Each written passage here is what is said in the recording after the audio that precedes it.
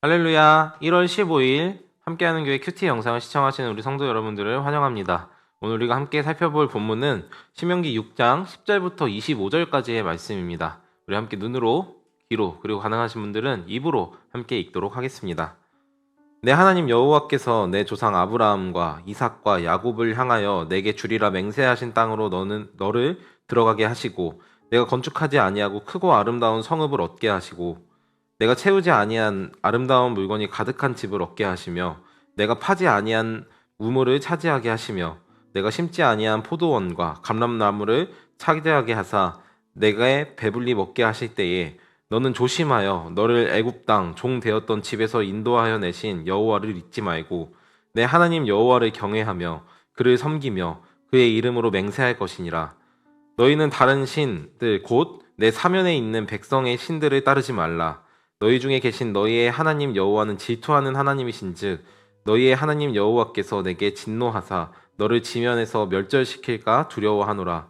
너희가 마사에서 시험한 것 같이 너희 하나님 여호와를 시험하지 말고 너희의 하나님 여호와께서 너희에게 명령하신 명령과 증거와 규례를 삼가 지키며 여호와께서 보시기에 정직하고 선량한 일을 행하라. 그리하면 내가 복을 받고 그 땅에 들어가서 여호와께서 모든 대적을 내 앞에서 쫓아내시겠다고 내 조상들에게 맹세하신 아름다운 땅을 차지하리니 여호와의 말씀과 같으니라. 후일에 내 아들이 내게 묻기를 우리 하나님 여호와께서 명령하신 증거와 규례와 법도가 무슨 뜻이냐 하거든 너는 내 아들에게 이르기를 우리가 옛적 애굽에서 바로의 종이 되었더니 여호와께서 권능의 손으로 우리를 애굽에서 인도하여 내셨나니 곧 여호와께서 우리의 목전에서 크고 두려운 이적과 기사를 애굽과 바로와 그의 온 집에 베푸시고 우리들의 조상에게 맹세하신 땅을 우리에게 주어 들어가게 하시려고 우리를 거기서 인도하여 내시고 여호와께서 우리에게 이 모든 규례를 지키라 명령하셨으니 이는 우리가 우리 하나님 여호와를 경외하여 항상 복을 누리게 하기 위함이시며 또 여호와께서 우리를 오늘과 같이 살게 하려 하심이라. 우리가 그 명령하신 대로 이 모든 명령을 우리 하나님 여호와 앞에서 삼가 지키면 그것이 곧 우리의 의로움이니라 할지니라. 아멘. 우리가 읽은 말씀은 하나님의 말씀입니다. 이솝 우화 중에 북풍과 태양이라는 이야기가 있습니다. 이 우화는 여러분들이 잘 알고 있을 텐데요. 옛날 어느 날 하늘에서 북풍과 태양이 서로 자신이 더 강하다고 싸우고 있었고 서로 언성만 높아지고 있던 찰나 싸움의 끝이 보이지 않고 마침 지나가고 있었던 한 나그네를 본 이 둘이 누가 먼저 나그네의 옷을 벗길 수 있을 만큼 강한지 내기를 걸어 결판을 짓기로 했습니다. 먼저 북풍이 힘껏 센 바람을 불게 해 외투를 날려버리려고 했으나 강한 바람이 불면 불수록 나그네는 더 옷을 꽁꽁 싸매곤 했죠.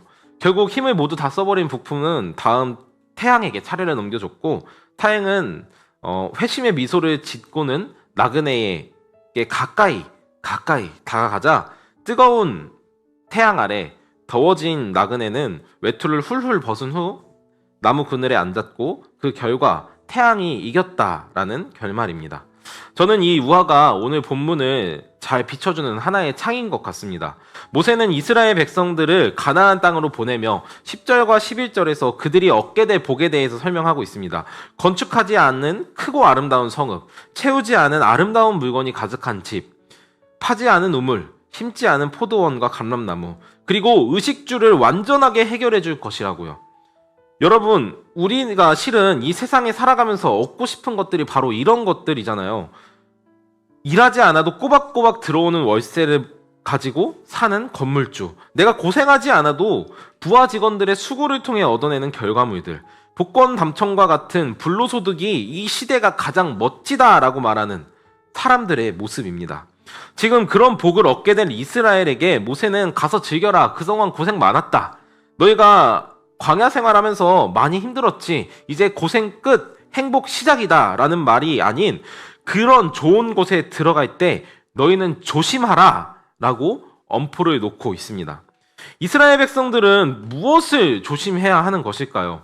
그것은 14절 이하에 나오는 것과 같이 다른 신들을 섬기고 싶어 하는 마음입니다.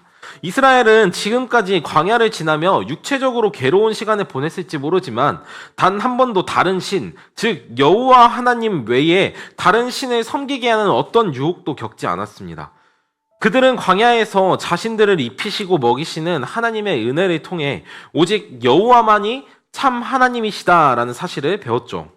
그러나 이제 들어갈 가나안 땅에는 각 나라에 각자 나름의 신들이 있고 그 신들을 섬기는 백성들이 앞으로 그곳에 들어가서 살게 될 이스라엘 백성들보다 더 잘 사는 모습을 보며 나도 그러면 그 신을 섬기면 더 잘 살 수 있지 않을까? 그 잘 사는 나라의 백성처럼 될 수 있지 않을까 하는 유혹이 찾아오게 될 것을 모세는 알고 있었습니다. 우리 역시 그렇습니다. 하나님의 명령과 율법을 따라 살면 살수록 찾아오는 시련과 핍박, 사람들의 조롱을 듣는가 하면 돈을 따라 세상에서 비윤리적이고 비도덕적인 삶을 사는 사람들이 더 큰 부를 축적하고 그런 사람들을 보며 내가 따르는 하나님에 대한 회의 그리고 내 삶에 대한 비관적인 생각이 찾아오기 십상입니다.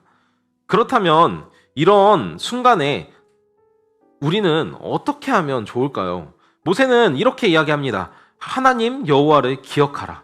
그리고 그분을 신뢰하라는 것이죠. 그러면서 모세는 광야에서 한 사건인 마사에서 일어난 일을 이스라엘 백성들에게 이야기합니다. 이스라엘 백성들, 1세대 백성들이 광야를 지나던 시절 그들이 물이 없을 때에 이스라엘 백성들은 하나님을 시험했고 하나님은 그들 가운데서 분명히 내가 살아있다라는 것, 내가 너희를 위해 일한다라는 것을 보여주셨습니다. 그리고 모세는 말합니다. 이제 가나안에 들어가 하나님의 말씀에 순종한다면 그분께서 분명히 너희의 모든 적들을 몰아내고 그 땅을 차지하게 할 것이다. 그러니 여호와 앞에 정직하고 선량하게 그분이 너희에게 주시는 가르쳐 주신 법대로 살라는 것이죠. 그러면서 모세는 한 가지 더 이야기하는데요. 그들에게 이렇게 명령합니다. 그것은 바로 여호와를 자녀들에게 가르치라는 것입니다. 광야를 겪어보지 못했던 하나님의 말씀을 듣지 못했던 세대, 그리고 무엇보다 부모가 자기들의 눈, 어떤 눈이죠? 이스라엘 백성들이 이제 들어가게 될 그 땅에 자기들보다 더 잘 사는 다른 백성들처럼 지혜롭게 살지 않는 그들의 부모에 대해서 이스라엘 백성들의 자녀들이 이렇게 물을 것이라는 겁니다. 그렇게 하나님의 말씀, 하나님의 율법을 지켜서 도대체 뭐가 나온다는 겁니까? 그걸 지키면 돈이 나옵니까? 먹을 것이 나옵니까? 왜 그렇게 목숨을 버려서 가면서까지 하나님의 율법을 지켜야 하는 것입니까? 라고 물을 때 모세는 그들에게 이스라엘 백성들의 정체성을 가르쳐 주라고 이야기하는 것입니다. 무엇이죠? 이스라엘 백성은 본래 애굽의 종, 바로의 종이었지만 여호와께서 그들을 수많은 기적과 이사를 통해 이집트로부터 구출해내시고 지금 우리가 살고 있는 이 땅, 가나안 땅에 살 수 있도록 하신 여호와께서 우리에게 단 한 가지 명령하신 것이 있는데 그것은 바로 그분의 말씀에 순종하여 살라는 것을 자녀들에게 가르쳐야 할 의무가 너희들에게 있다는 것이죠. 사랑하는 함께하는 교회 성도 여러분, 이스라엘 백성들이 앞으로 봉착하게 될 가장 큰 위기는 무엇이냐면 바로 하나님 없이 잘 살 수 있게 된다는 점입니다. 광야에서 하나님을 의지하지 않으면 하루도 살 수 없었던 이스라엘 백성들, 하늘에서 만나와 메추라기가 내려오지 않고 하나님께서 반석에서 썩은 물에서 깨끗한 물을 만들어 주시지 않으면 살 수 없었던 이스라엘에서 눈을 뜨면 나의 밭이 있고 이리 걸으면 먹을 것이 나오는 땅, 저리 걸으면 내가 입을 것을 찾을 수 있는 땅, 하나님을 특별히 의지하지 않아도 되는 그곳에서 바로 경계해야 하는 것은 무엇이냐면 바로 나의 삶의 터전인 것입니다. 오늘 여러분에게 그런 삶의 영역이 있다면 그 영역으로부터 시작해 점차 우리들의 삶을 점점 장식해 갈 것입니다. 어느새 바쁜 나머지 혹은 너무 많은 것을 가진 나머지 하나님의 백성이라는 나의 정체성을 잊어버릴지 모르겠습니다. 오늘 하루의 삶을 살아가며 여러분이 모든 영역에 하나님이 필요하시다라는 사실을 깨닫고 하나님을 의지하며 살아가는 우리가 되기를 간절히 소망합니다. 그럴 때에 우리의 어리석어 보이는 삶을 보며 우리에게 왜 그렇게 무식하게 사느냐, 왜 그렇게까지 해야 하며 사느냐고, 그렇게 하면서까지 살아야 하느냐고 묻는 물음에 우리는 우리를 죄에서 구원하여 주신 하나님을 바라보며 저 높은 하늘을 가리켜 하나님을 사랑해야 한다고 이야기하는 저와 여러분이 되기를 간절히 소망합니다.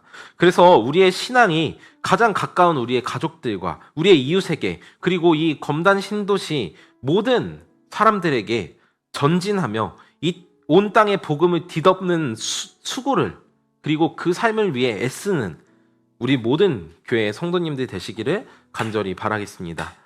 기도하겠습니다. 하나님 아버지, 감사합니다. 오늘 신명기 6장 말씀을 통해서 우리가 가장 경계해야 할 것이 무엇인지에 대해서 살펴보았습니다.